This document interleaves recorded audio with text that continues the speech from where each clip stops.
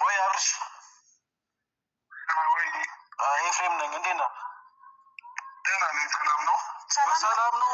እንደዚህ እኛ ቆጣው እየተጨነቅን ነው። የሚገርም መዝናኛ ወስደኝ ነው እኮ። የት ነው ያለው? ተመችቶሃል? የት ነው ያለው? ጤና ወይ ፈጣሪ ወይ ትግስቱ ስጠኝ። የባሰው ነገር አለ። ሰላም ጤና ይስጥልኝ። በመላው ዓለም ለምትገኙ የሌላ ግሮስ እና የሟሚ ቤተሰቦች በመላው ዓለም ለምትገኙ ሰላም ጤና አብዝቼ ለእናንተ ተመኘውኝ። ዋናው ነገር የሰው ልጅ ጤና ነው። ጤና ሲሆን ማንኛውም ነገር የሚካሄደው። እጅግ በጣም የሚያስፈራና እጅግ በጣም የሚያሳዝን ነገር እኔ ልንገራችሁ። እዚህ ጋር አብዛኛ ጊዜ እኛ ሰዎች ስንባል ትክክለኛ ነገር መወሰን እና ትክክለኛ ነገር አለመወሰን የራሳችን ፋንታ ሲሆን ሲቀር በጣም ከባድ በሰው ህይወት ውስጥ ገብተን የምንበጠብጥ አንዳንድ ሴቶች እና ልጆች አላችሁ ማለት ነው። ስለዚህ አሁን አብርሃም ከጤነኛ ሆኖ ከሄርሜላ ጋር ባለበት ሁኔታ እናንተ እየደወላችሁ እናንተ በእያንዳንዳችሁ ቦታ ሄዳችሁ ለምትረብሹ እና በእያንዳንዳችሁ ዩቲዩብ የምትለቁት ነገራቶች በጣም የሚያስጠላ ነገር ነው። ገብቷችኋል አይደለ? ከገባችሁ ከአብርሃም ከሄርሜላ ጋር እስኪ ለቀቅ አድርጉት። ምንም አትፈልጉት፣ ምንም አትበሉ።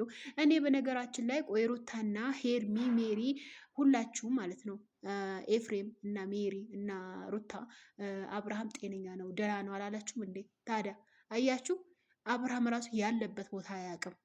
ቢገባችሁ ጤነኛ ቢሆን አብርሃም ያለበት ቦታ የት እንዳለ ያቅ ነበረ ማለት ነው።